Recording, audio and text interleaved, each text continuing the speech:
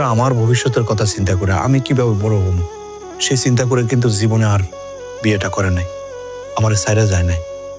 অথচ তুমি তুমি তোমার ভবিষ্যতের চিন্তা করে আমার সাইরে চলে যেতে চাইতেছ। দেখছো এই জায়গায় তোমার আর মায়ের পার্থক্যটা কি?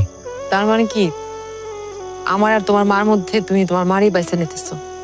না, আমি কারোই বাইসা নিতেছি না। দেখো রূপা, আমার মা আমার জন্ম দিছে, শত কষ্ট সহ্য করে আমাকে বড় করছে। আর তুমি হলে আমার জীবন সঙ্গী, আমার দুঃখ সুখের সাথী। আমার পক্ষে কোনোভাবেই সম্ভব না দুইজনের মধ্যে একজনকে পাইছে না। তোমাদের দুইজনেরই আমার দরকার। শোনো, আমি তোমার এত কথা শুনতে চাই না। আমি তোমার অপশন দিচ্ছি, আমাকে দুজনের মধ্যে তোমার যে কোনো একজনের বাইসা নিতে হবে। কারে বাইসা নিতে? দেখো, আমি তো তোমার বলতেছি তোমাদের দুইজনেরই আমার দরকার, আমি একজনের বাইসে নিতে পারবো না। আচ্ছা ঠিক আছে, আমি বুঝলাম যে তুমি দুজনের মধ্যে কাউরে বাইসা নিতে পারবা না। তাহলে তুমি খালি এই কথাটার জবাব দাও, তুমি আমার কথা শুনবা কিনা। কোন কথা? তোমার মার চিকিৎসার ব্যাপারে। একটা কথা বারবার বলতেছো।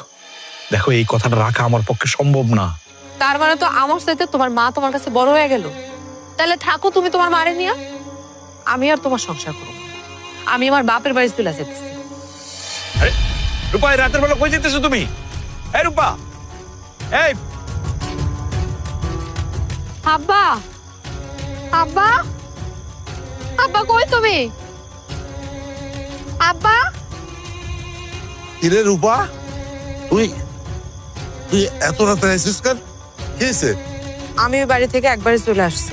আরে চইলা তো আসছিস, দেখতে পাইতেছি, কিন্তু কারণটা কি সেটা আমি জানতে চাই। তোমার জামাইয়ের কাছে আমার থেকে তার মায়ের দাম বেশি। তার কাছে তার মা বড়।